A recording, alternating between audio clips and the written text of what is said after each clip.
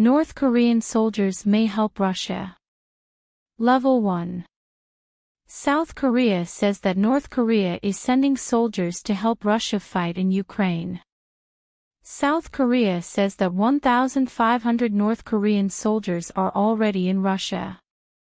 More could join soon. Ukraine's President Volodymyr Zelensky thinks that up to 10,000 North Korean soldiers can go to Russia soon. North Korea is also sending guns to Russia. Western countries are worried about this. But Russia and North Korea deny it. NATO does not say yet what is happening. But South Korea's president already asks for help from the international community to help with the situation. Level 2. South Korea's spy agency reported that North Korea is sending soldiers to help Russia in its war with Ukraine.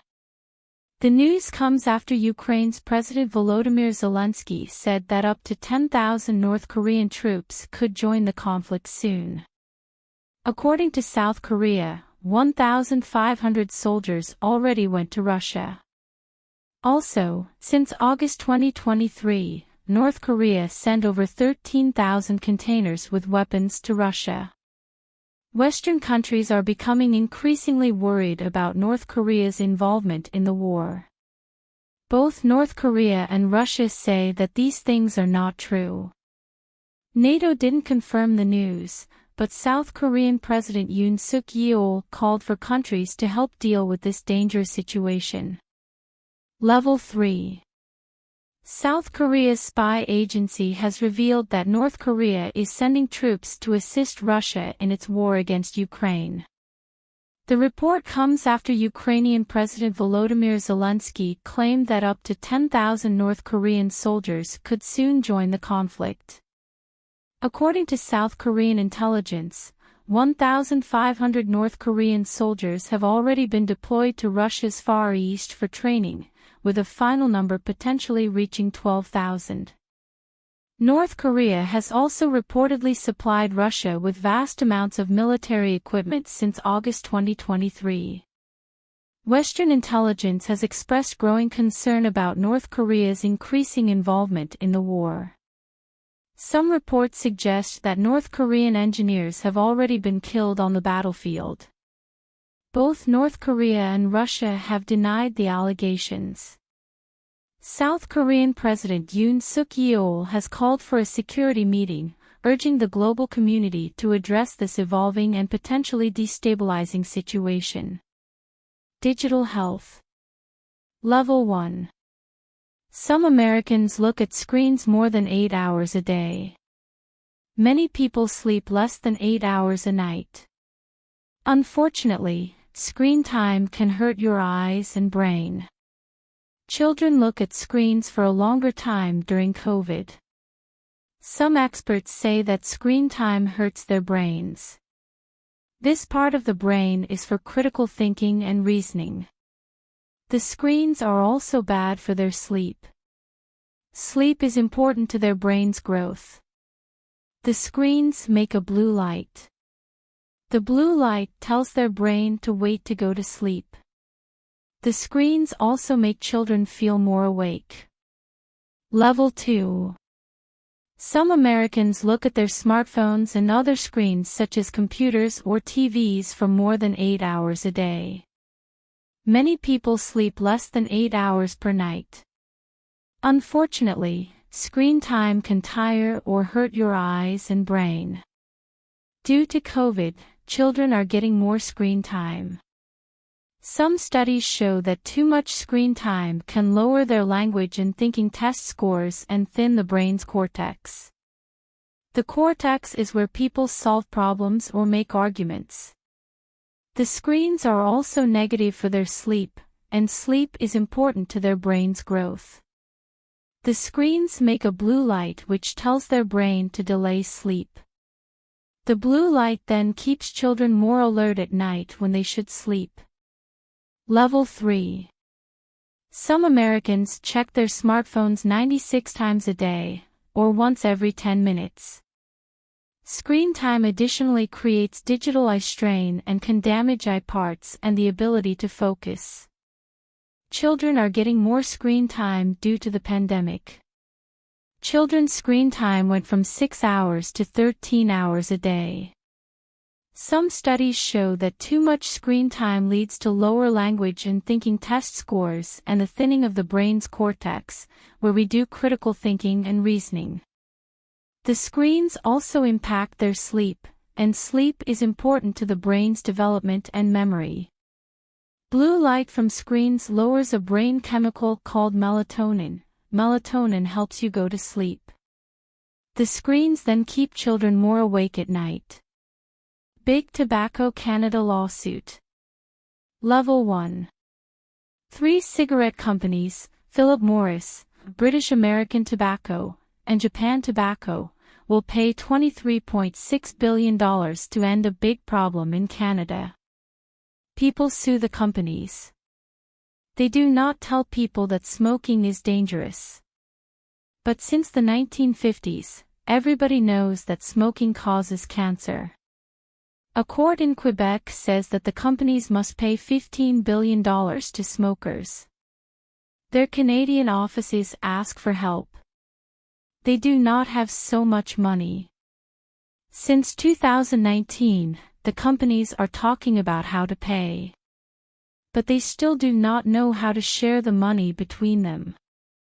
They will decide in December 2024. Level 2. 3 big cigarette companies, Philip Morris, British American Tobacco, and Japan Tobacco, will pay $23.6 billion to end a lawsuit in Canada. The lawsuit started in 2015 when smokers and former smokers sued these companies, saying they didn't warn people about the risks of smoking, even though they knew cigarettes caused cancer since the 1950s. A court in Quebec decided the companies had to pay $15 billion. As a result, their Canadian branches had big problems with money. The companies started negotiating the final payment in 2019.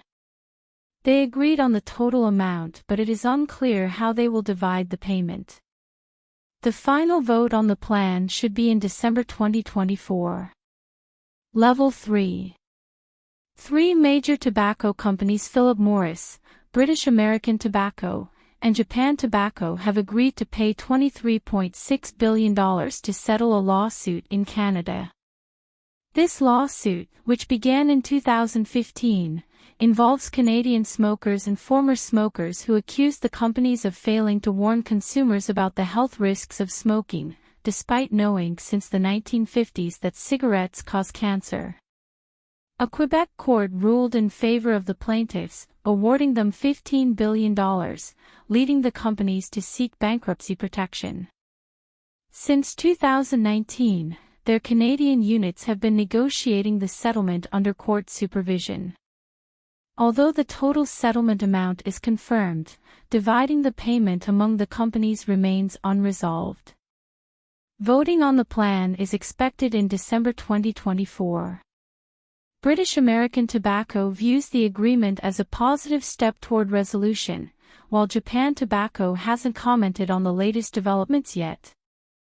Robot saves grain. Level 1. Farmers do a lot of hard work. They keep grain in special towers. The towers can be more than 10 meters high. The work is not easy to look after the grain. Farmers must keep the grain dry. It must not get too warm. If the grain gets wet or warm happens, bugs come. Fungi start to grow. People can't eat this grain. Farmers throw it away. It costs them a lot of money.